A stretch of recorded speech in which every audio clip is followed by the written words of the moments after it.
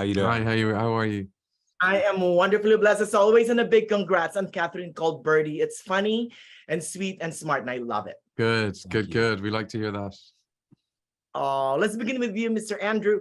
What got you interested in joining the cast as our medieval daddy? Well, I had a conversation with Lena Dunham, our writer and director, and I was instantly charmed by her. I've been an enormous fan of her work for years. So obviously I was very excited to talk to her, but then I read her script, which was just so irreverent and beautiful. And we talked about this character, and I didn't really take much convincing at all. And it turned out to be just a complete joy to work in this film, this huge sort of ensemble cast.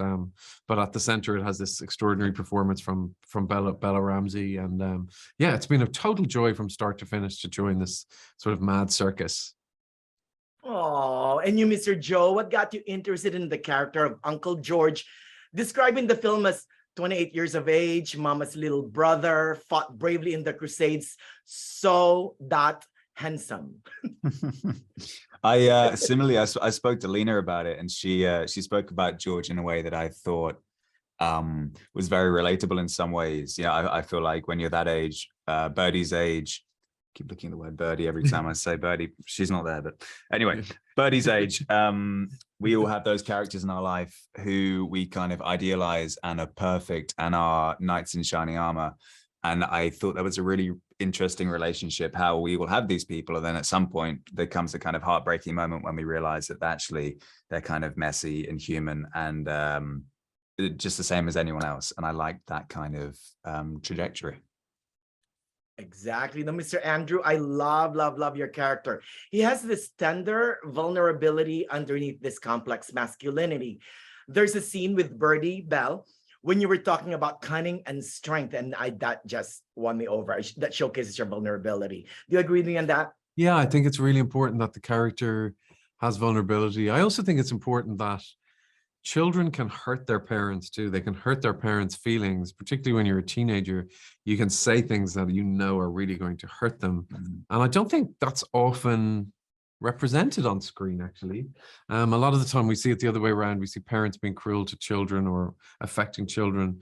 But the power that teenagers have sometimes is really extraordinary. And I love that scene actually where she's kind of cruel to him. And I think it's something that we relate to. I think we relate to the father because we see that his feelings are hurt, but I think we also relate to Birdie because we know that she's overstepped the mark, but she can't sort of help herself. And I think that's kind of really the essence of the film. There's loads of these moments in the movie where you think, oh, I wouldn't do that way, and it's just a whole sort of whirlwind of kind of chaotic and messy emotions, but it's done through real lightness. There's so much lightness and comedy and tomfoolery in it. That's what I think the chief charm of the movie really is. Oh, and I do love your costumes, by the way, Mr. Yes. Andrew. All those robes. Yeah, all those silky robes. Me too. I love them. Lolling around, drinking mead. Oh, the film, besides being funny and sweet, also has a lot of themes like the book, right?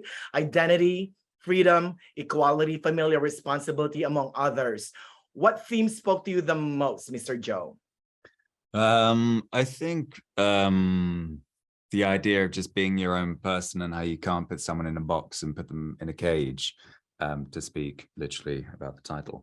But I think it's incredibly relevant in some ways to things going on today. The idea of subjugation of a young woman, the idea of autonomy and agency over women and how they, about their bodies, about how they're used, and back then obviously sold off and married. But I think it's rich with so much that's relevant today. What about you, Mr. Andrew? What theme spoke to you the most?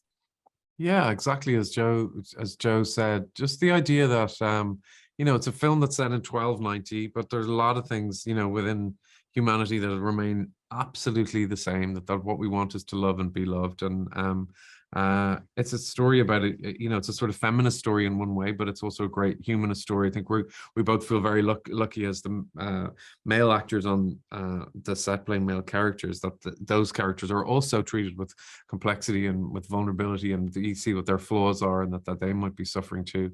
And that's all down to Lena Dunham, because she's a person of great integrity and warmth, and of course humor. Before I let you guys go, how was Lena Dunham as a director, Mr. Joe? She was brilliant. Yeah. She was brilliant. She's incredibly caring and giving and generous and kind. She's very affirmative, and she really takes care of you and of everyone on set.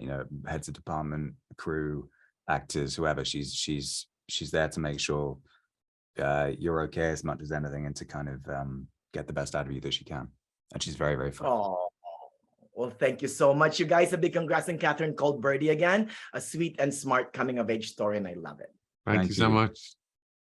Good luck, you guys. Thank you. Bye for Bye-bye now. now.